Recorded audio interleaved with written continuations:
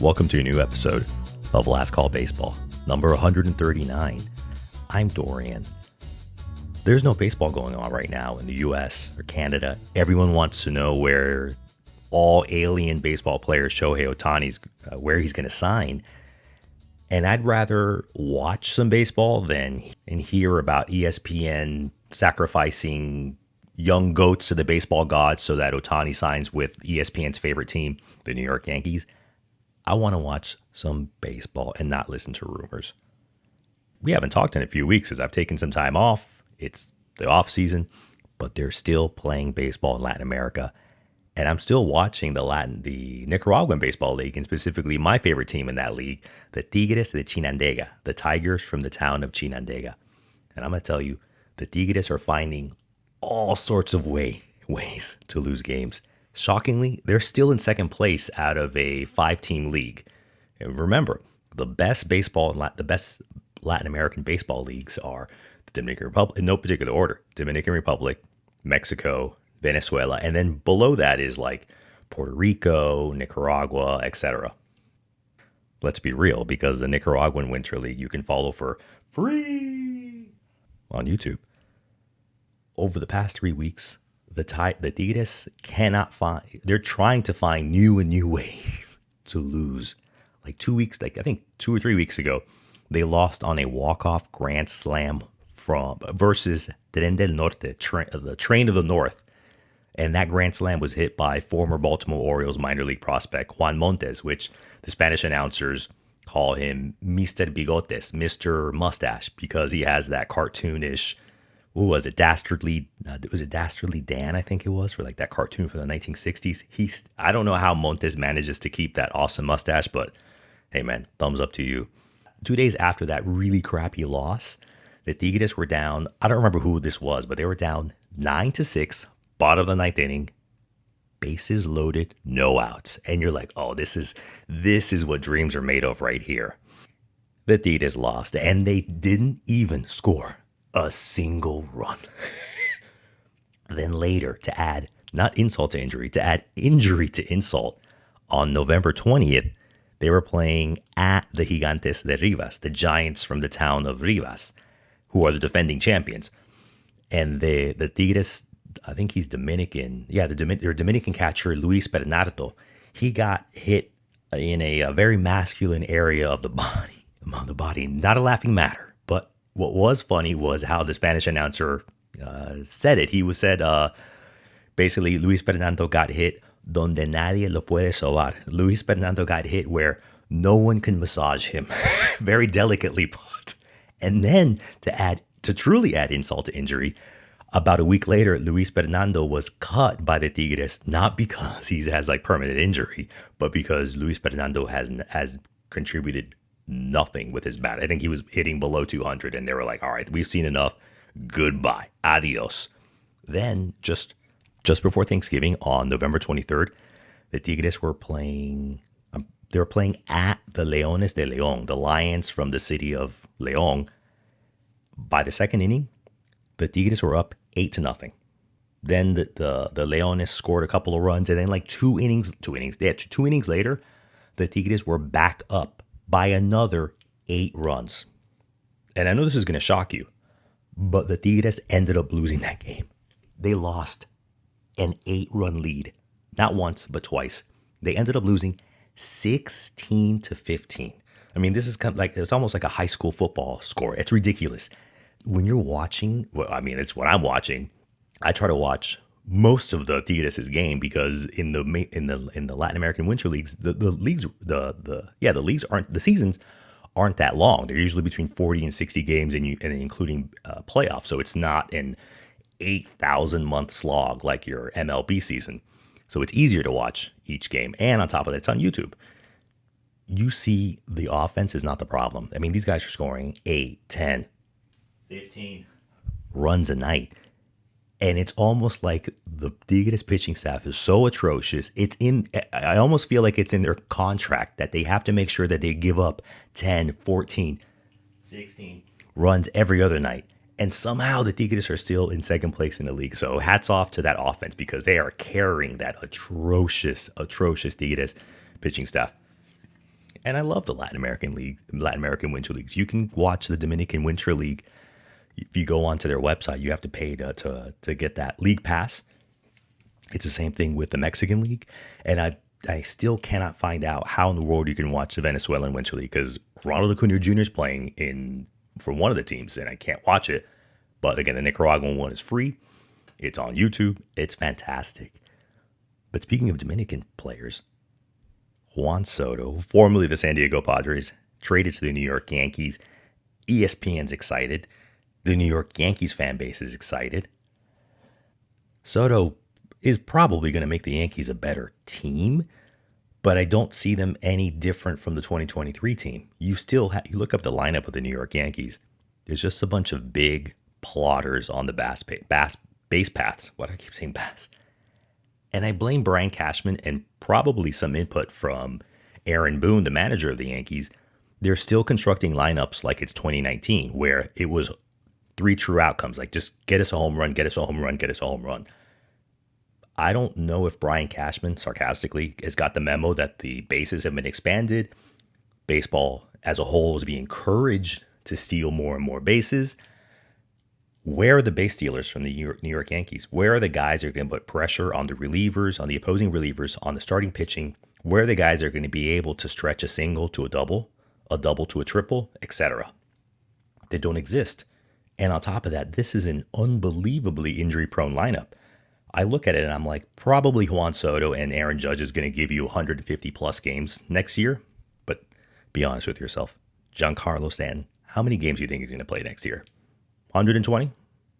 Maybe, with fingers crossed, 140? Maybe 100. And everyone else, just big, powerful dudes who are playing station-to-station baseball. Then the Yankees give up some young pitching prospects to trade away over to San Diego to get Juan Soto. Who do the Yankees expect to pitch? Do they really want Garrett Cole to pitch every single day and have his arm fall off? No, of course not. But who's going to pitch? You're just crossing your fingers and hoping that Carlos Rondon has a bounce back season and a bunch of other guys, Nestor Cortez, etc. I can see where the New York Yankees make the playoffs in 2024, but to go deep in the playoffs with this basically the same lineup that had all the issues from last year, I don't see it. No pitching and station to station baseball. It's not 2019. That we can't get in our DeLorean and go back to the previous decade. But speaking of exciting pitching, speaking of exciting young players, our next guest knows a little bit about some exciting Pittsburgh Pirates young players. This week, we're joined by Jason Mackey, the Pittsburgh Pirates beat writer for the Pittsburgh Post Gazette. Jason, welcome to Last Call Baseball. Oh, thank you very much for having me. Good to be here. Jason, you just came back from the winter meetings over in Nashville, Tennessee. What's the big deal about Nashville? I actually went to Nashville last month. I like it. I don't understand why it's become this cool hub of the U.S. Yeah, I mean, I'm assuming you actually went to Nashville, which would be like Broadway, Johnny Cash Museum, Tootsie's, Rippy's, whatever, right? Right. Yeah, the downtown area and outside. Yeah, I mean, we didn't go to Nashville. We went to the Gaylord Opryland Resort and Convention Center, which is not Nashville, in my opinion. I hate it. I was not a fan at all of the setup for the winter meetings. I don't think I was alone. I like Nashville as a city. Personally, I used to cover hockey before I got into baseball, and I made regular trips there. I was covering the Penguins, and they beat the Predators in the 17 Cup final. It was a great time. I like the country bars. I mean, I guess that's sort of why. Like, the weather's good. There's a lot of bars. It's a nice strip. Like, you sort of like Bachelorette Party USA, which, again, like, rock out, do your thing. But for the GM's meetings, they've been in San Diego, and logistically, that's an infinitely better setup. For reporters, for team members, for everybody, you get to get outside. So I don't know. I'm a big Nashville fan. I just hate Nashville for the winter meetings. Okay. Yeah. I liked it. It wasn't what I expected. Maybe because I went with too high expectations, Nashville last month, but yeah. I mean, it's kind of like Southern Vegas is really what it is. I heard that Knoxville, like they call it Knox Vegas, where the University of Tennessee is. Yeah, I believe it, and it's just fine. That's not my thing. It's not what I would pick to do, but I understand why people like it. I like the food, the art, and just to hang out and then check out the scene there. My last thing is the only good thing about I know what you're talking about because the Gaylord Opry is out on the towards the east, like the furthest east of Nashville. The only good thing there is the Dukes of Hazzard Store and Museum. Yeah, so I heard that was near there. I did not check that out. Yeah, it's like a 5-10 minute drive from the Gaylord Museum. It's a good you go there for 20-30 minutes and you're done. But I was a huge Dukes of Hazzard fan growing up, so I had to make it out there. Yeah, nice. That's good to hear. It's one of the frustrating things. It's my last point with the Gaylord. Like it takes 15 minutes to leave the facility. And so like an extra 15 or 20 to go to the museum, then get back. It's just like, man, it's not even worth it. I wanted to go to Broadway and I didn't. It's just too much of a pain in the butt to do anything. You've been living in Pennsylvania for a long time. Correct me if I'm wrong. I think you might be a native. You went to school in Pennsylvania. You went to the University in Pennsylvania. Obviously, now you're working, like you said, you used to be for the Pittsburgh Penguins. Big Mario Lemieux and Jaromir Jagr fan back in the day. I don't really follow hockey anymore. And now you're with the Pirates. What was your first love? How did you come across to be a writer for sports? Well, it probably in hindsight, it was a fairly logical amalgamation of things. My dad was a huge sports fan, and that's where I got all of that from. My mom was an English teacher and owned her own tutoring center. So I was always sort of, made to write, forced to write, required to write, that sort of thing. Not that I was any good at it coming out of anywhere, but went to college. Originally, I was about to be a math major. That's what I thought I wanted to do, was teach like secondary ed, math, and maybe coach. And sort of soured on that the second semester of my freshman year, got into journalism. I was honestly talking to a guy, like after I decided I didn't want to do math anymore. It wasn't like my grades weren't bad. I was fine. I just kind of got tired of it one day and said, I want to change. Was talking to somebody and say like, I'm looking for something fun. I want to do something that doesn't feel like a job. And since that time, I don't feel like I've actually worked. I mean, I've worked a lot. I work an obscene amount, but it's a passion. I just love doing it. Again, this is a long story. I'm trying to cut it down. And then college, I interned at a TV station in DC and was around like Redskins Park and the whole media drill thing. I'm watching like Jason La Canfora at the time and Howard Bryant, Mike Wise, and these guys. And I'm watching like the print side drive the storyline and conversation around a team, and the TV people, not that there's anything wrong with that, but they're kind of just like following the crowd stirred up by the print guys. And I'm like, yeah, I'd rather do the print thing. And so I sort of took that avenue seriously, started working, covering preps for a weekly newspaper down in Northern Virginia. Did that a bit, ended up working for the Washington Post for covering preps for about 13 months, moved back home. So yeah, and have been just writing and chasing that passion ever since. That's fantastic. Yeah, you're right that it always reminds me of, there was the producer Robert Evans wrote an autobiography, and basically he did all the big movies, China Syndrome, the Godfather movies, and he always said, if you don't have a good script, you're going to have a bad movie. And it exactly like kind of, and that just, I thought about that when you were saying about the writers drive the narrative, which is a really good point. Since you're a writer, and by the way, when you were talking about that, it reminded me, like, I hope you weren't like Bart Simpson, where your detention was just basically writing out. Your mom would be making you write. Oh, it was sometimes. Yep. If I would get in trouble, I would have to write. I will not do that 500 times. But I mean, I had to prepare for like SAT prep. That was one of the things my mom would do, and I'd have to go on after a Friday night football game. Like, I was a meathead. I played a lot of sports. And so like the next morning I'd have to go to SAT prep, as much as I didn't want to. And like, I don't know. I mean, I'm not super smart. I'm not dumb, but I'm not super smart. And so that was always a challenge. It wasn't exactly what I wanted to do. But I do appreciate it now looking back. Like my parents taught me to work. I was from I'm still from a blue collar part of Pittsburgh. A lot of my friends are landscapers, electricians, carpenters, that sort of thing. And, we're not fancy. My wife's from here as well. We're not rich, but we're happy. So I don't know. I take a lot of pride in just I'll put in the time. I work, I care, I take this seriously. So yeah, you can make up for things that way, I guess. Yeah. That's what Pittsburgh's known for. Good blue collar folks. Yeah. Now that your main stories are actually coming from the Pittsburgh Pirates, obviously the past few years it seems very far away from when Andrew McCutchen was winning MVPs and they were going to the playoffs every year. Obviously, disappointing in the playoffs, but now I'm not a Pirates fan, but I still somewhat follow the team, it's this. There's this. I think they're like in a weird space where they have an exciting young player, obviously O'Neal Cruz, but at the same time, I don't know if they're rebuilding, what have you. Like, what's something to look forward to in 2024? Because obviously there wasn't much to look back on 2023 after O'Neal Cruz was injured.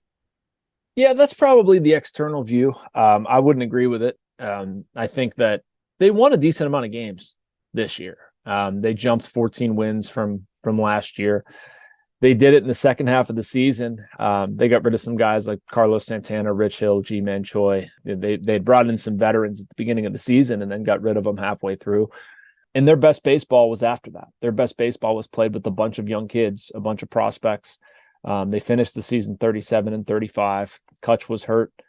They barely had any pitching. It was Mitch Keller and Johan Oviedo were their only two traditional starters. And now Oviedo has had Tommy John surgery, which is obviously a difficult thing and something we've been unpacking here locally.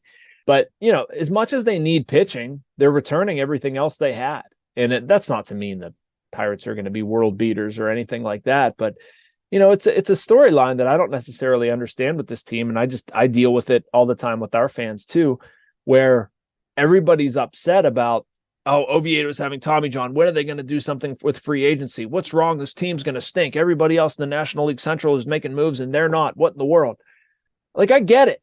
I mean, they certainly need to do things. And I think they will, and it just hasn't happened yet.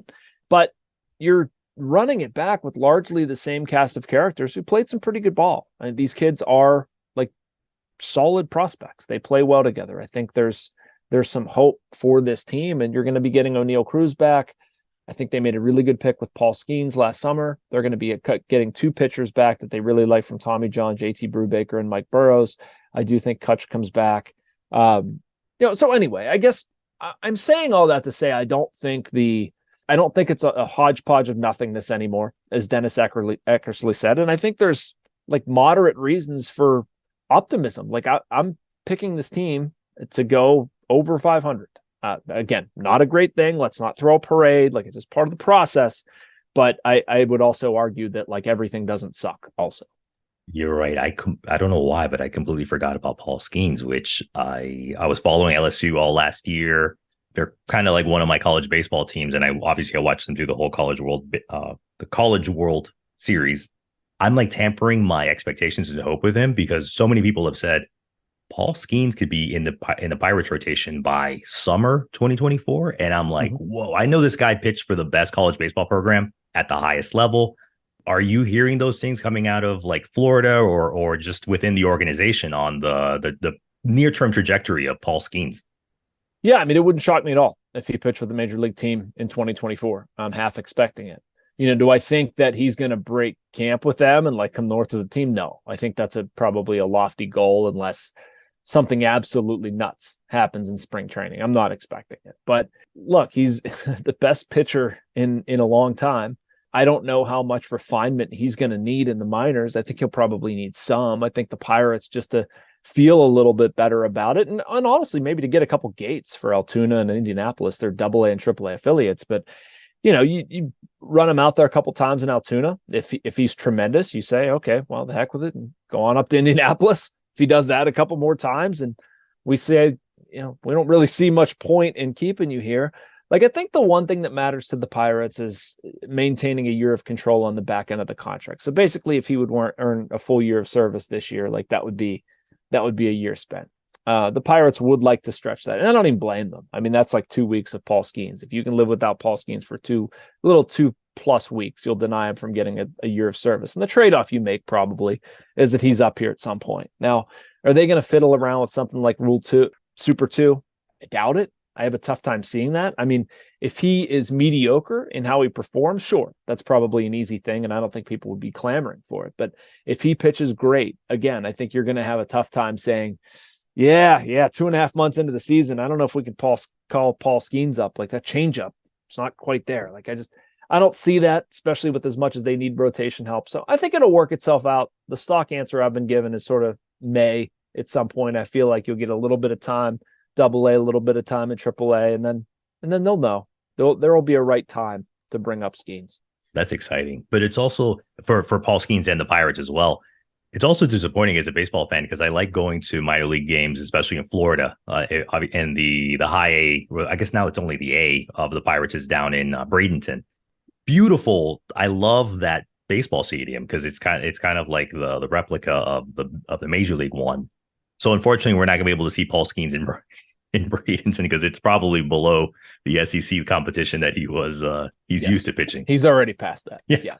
He'll start at Double A. I mean, that's where he finished. He was maybe going to pitch a little bit more last year, but they were super cautious about it. They brought him in and did some like onboarding stuff internally. I think he saw 6 2/3 innings, something like that at affiliates. And, he was honestly on TV one day and said, I don't know if this is the reason why they shut him down, but he said something about, the body's just a little tougher to recover late in the season, blah, blah, blah. And then out of nowhere, the next day, they're shutting down Paul Skeens.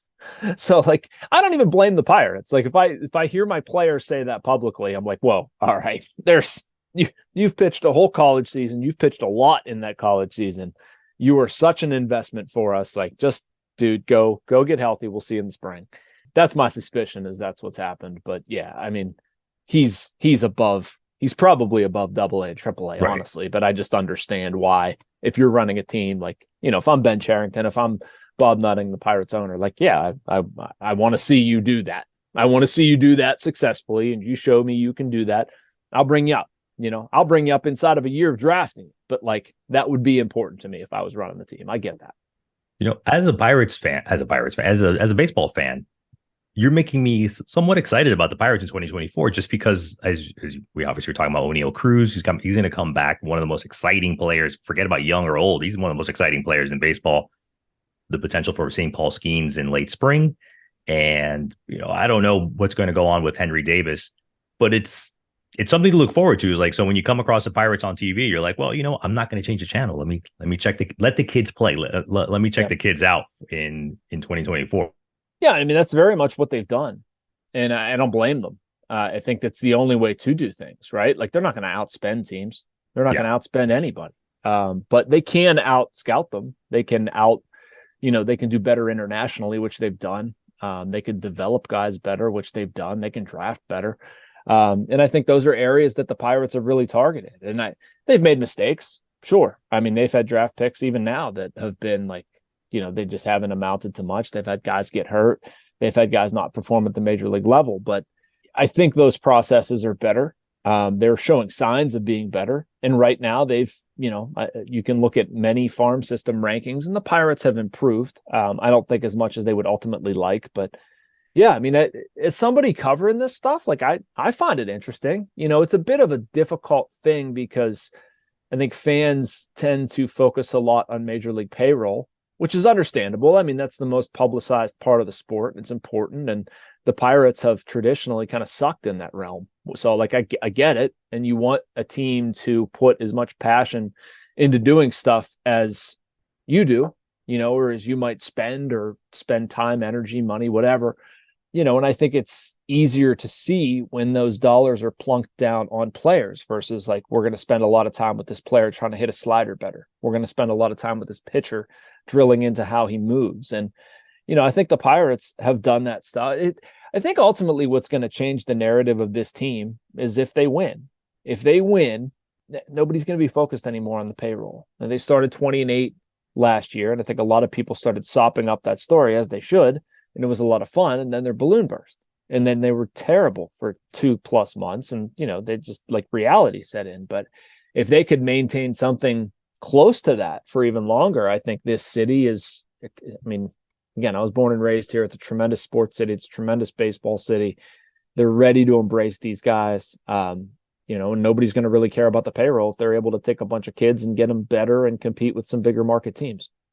That's a good point about that. Just win, but winning takes care of so many things. And the immediate team that came to mind was the Cincinnati Reds last year when they were in the thick of the playoff race until probably about a few weeks or so before the end of the season. But just that excitement that, not related, Ellie De La Cruz brought along with all the other youngsters in Cincinnati. I'm like, that could be Pittsburgh next year, where no one's going to talk about the low payroll of the Reds. Who cares? As long as it's exciting, fans are coming out and they're winning, everyone's going to be happy.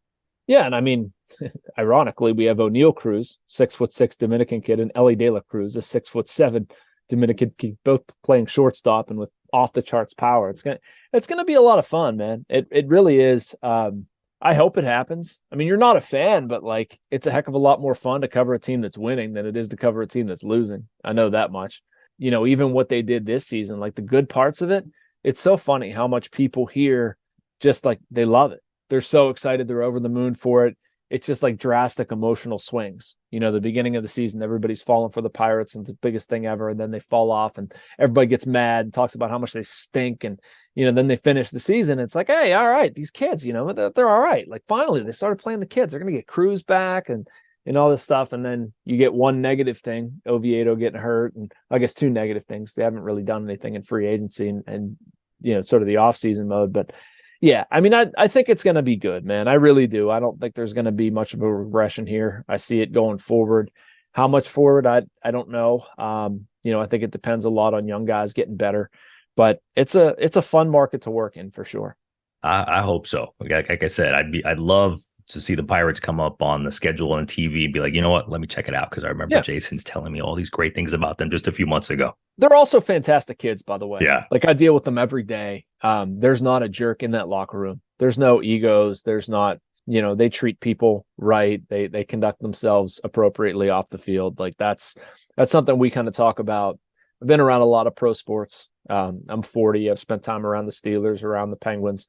And by and large, I do like those teams, but you certainly deal with, I don't know if I've ever been in a locker room without a single jerk in there. Like they're just some really great guys. And so you want to see them do well, right? Like we're around each other an obscene amount of time. You want to see guys experience individual success. Like Quinn Priester is, one of the nicest human beings I've ever met. Of course you want to see him do well. I hope that happens. You're a writer. I'm sure you're traveling a lot. You have a lot of deadlines to meet, late nights. What's Jason's cup of coffee? What's your preferred coffee when you need to be pushed and you need to get that 10, 11 o'clock Eastern deadline for the Post? Man, whatever's ready. Again, my favorite cup of coffee, oddly, let me back up, is Starbucks Christmas blend. I don't know why. I've always liked it. Big fan of dark. What does that consist of? It's a darker roast. I don't know. I mean, I'm not like a super coffee nerd. Okay. So I'm gonna leave you short here. I just like drinking it. I don't like turning it into a chemistry experiment like I think some people do. I prefer local coffee shops and trying different things. Absolutely.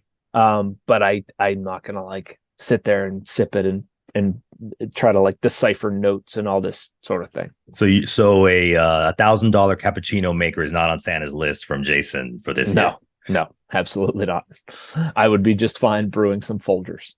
As obscene as that might be, I'm perfectly fine with it. I'm not a coffee person, but I like talking about it, and I only have it like when I travel. When I'm at home, I just make English breakfast tea. Okay. Pinch of sugar, splash of milk.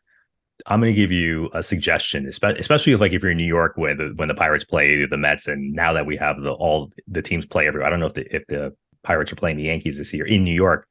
I've had some friends in New York talk about the wonders of Yemeni coffee from Yemen. Okay. I've never had it.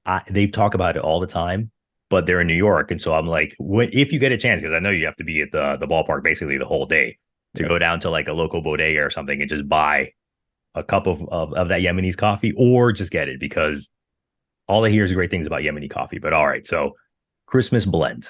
But that is only around for about a month or two. Then you go back to good old Folgers in your cup. All right.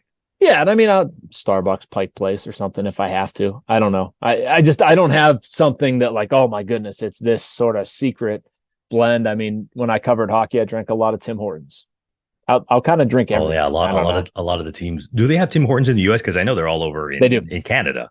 Okay. Yeah, so they have them. A lot of Ohio cities you go to will have it.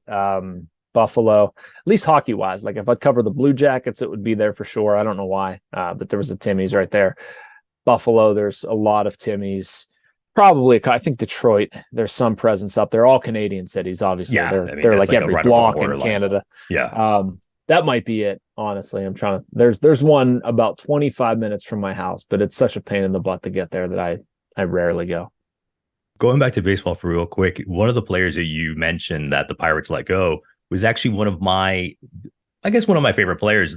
I like to call him the man with the elastic hamstrings, G-Man Choi. And so when the Rays, I think he was traded or they cut him, and then the Pirates, as you had said, they signed him in last year's offseason. And then he struggled at Pittsburgh. That was a bit disappointing. Like what I saw his batting average was very low, but I think he's a phenomenal first baseman defenseman. Is like, was there any other reason why besides I guess the batting average that the Pirates let him go? Yeah, I mean, a couple things. He wasn't healthy.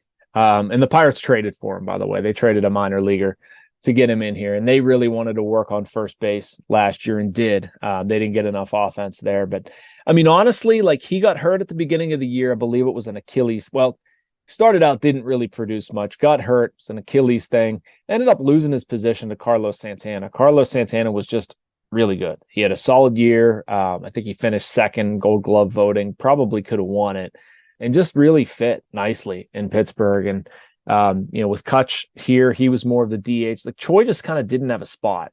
And so, the Pirates got to the midseason point or, around the time where they typically trade veterans, they're going to lose. And they were able to package him, Rich Hill. I don't know if someone else went to the Padres, but yeah, they made a deal with the Padres and they sent him out.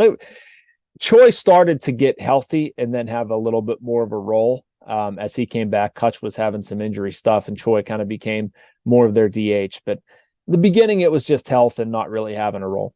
Yeah, I noticed that trying to turn Pittsburgh into Tampa Bay North hasn't really worked with all the X-rays, Chris Archer, G-Man Choi. Rich Hill was okay, but Rich Hill's he has a lot of wear in his tire. I love Rich Hill, but let's stop the whole turning Pittsburgh into Tampa Bay North. Yeah. I mean, they're just looking for anything they can find. I mean, I don't blame them. It's kind of what you have to do. Like you're either going to spend or you're going to try to see things that other people don't see. And so far their batting average for that it could be higher. That's well put. Jason, you obviously have a lot of experience all across baseball, not just with the Pirates. I love playing these fantasy games, not so much fantasy baseball, but we always say, if I was in position X or position Y, I could do things better. If for a day you were the new Major League Baseball commissioner, or maybe even the general manager of the Pirates, or anything you want, what's one or two things that you would change if you were in a position, and let us know what position that would be? Well, the first and foremost, I mean, the most obvious thing with me in baseball would be a cap and a floor, salary floor. I'd love to see, see teams like the Pirates forced to spend more. And I'd love to see teams like the Yankees or the Red Sox or Mets, whatever, be required to spend less. Like, I just think, you look at the other sports and somehow like the best football players are getting rich. The best basketball players are getting rich. The best hockey players, relative to scale they're doing well. I don't think baseball is going to regret it. I would look at the NBA, frankly. I think that's the best run league. Football's just its own animal, but there's ways for your best players. They can get paid. I would not worry about, figuring that out. But yeah, that would be my number one, is a cap and a floor. And then if we want to talk about any sort of rules thing, I don't know if this would be a commissioner, but I'd love to see them do something about the balls and strikes situation. I wouldn't go like all robots? I wouldn't go all I wouldn't go all robo umps. I'd want them to go like a challenge system that they did in the minor leagues. Like have a guy call them balls and strikes, but teams get 3 challenges or something for a year or for a game.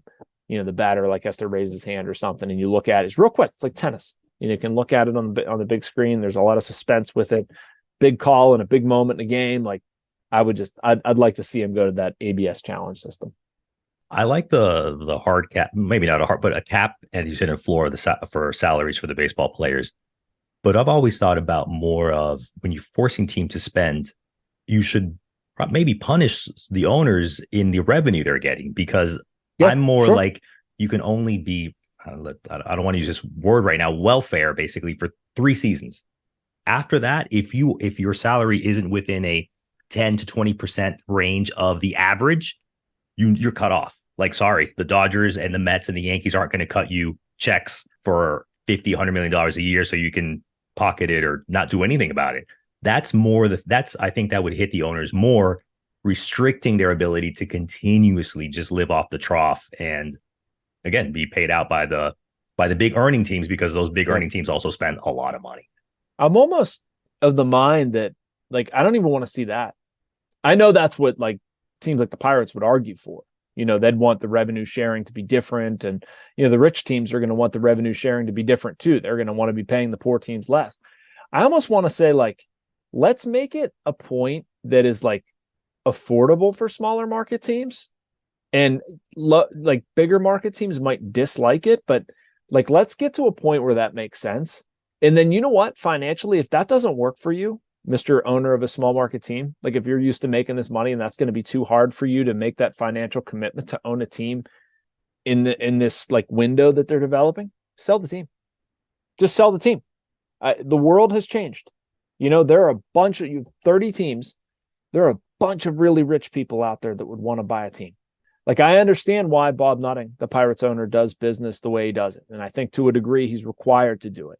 But if Bob would ever give up and say, you know what, I don't want to deal with this, I'm just going to sell the Pirates and see what I can get for him, he would do really, really, really well. I think they'd be for sale for about 5 minutes until somebody would buy that team and pour a different amount of money into them, probably because they were spending more emotionally and just not caring, because there are people out there that just don't care. They want to play toy because they have an insane amount of money. So anyway, I would like to see something regulating that. And then just, you're sort of setting guide rails for people. Like, this is outspending the opponent isn't going to happen. You can outsmart them. You can out GM them. You can out roster maneuver them, but you can't outspend them. Yeah. And it's something like that's happening right now down in Baltimore, where it looks like the Angelos family is finally in that process to sell it. And he's not the private equity, David Rubenstein, who's actually from Baltimore. He's looking to buy the Orioles, because the Orioles, that was all homegrown. And we all know during the trade deadline, the Orioles did nothing. Everyone was like, the Orioles are going to maybe even go to the World Series. They're going to win the division. And the front office was basically, their hands were tied. And so they weren't able to do. But that maybe if the Angelos actually sell it to David Rubenstein has all the money in the world. And we'll see what happens in the American League East with all those monstrous spending teams, Boston, New York, etc. Yep. That would be interesting. I love traveling, especially to go see baseball games, baseball stadiums. If anyone who's a Pirates fan goes to Pittsburgh, who doesn't live in Pittsburgh, or if your team is playing in Pittsburgh, yep. When I travel, I love food and art. But let's focus on food. What's a few places you suggest that when we're going to Pittsburgh for a coffee, a drink, food, we should check out? So my number one, when I get asked this question, is a place called the North Shore Tavern, and it's attached to a place called Mike's Beer Bar, and it's actually literally across from PNC Park. Across the street is right there. It's my favorite spot in the city. Just every beer you could possibly want to drink, local, important. It's a beer snob's beer place on one side, but the food is also immaculate.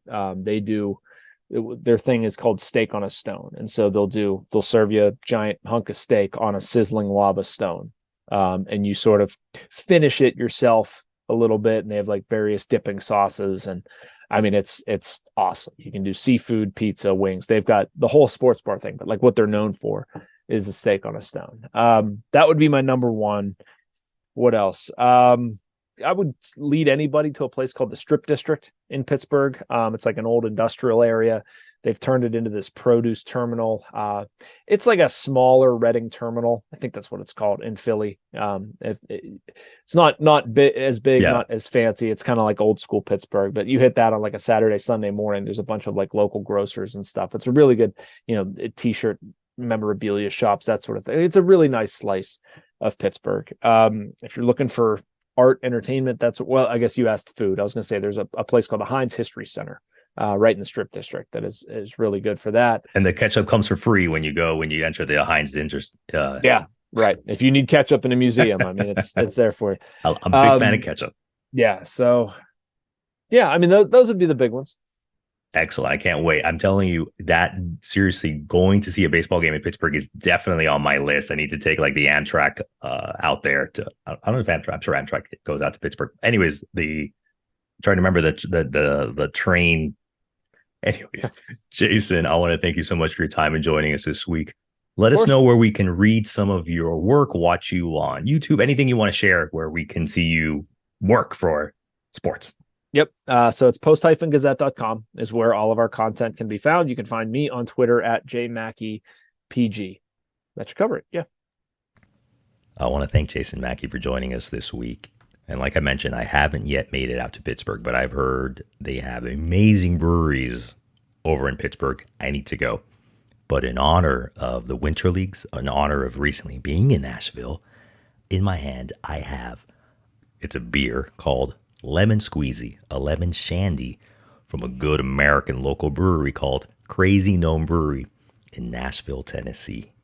Cheers to Nashville. Cheers to baseball. Cheers to you and the holidays and whatever it is you celebrate or don't celebrate. Like I said in the previous episode, we're going to be putting out an episode every 2, maybe 3 weeks. Take it easy, still watching some baseball, having fun. Enjoy, travel safely. Thanks for listening to Last Call Baseball. Be great and get home safe.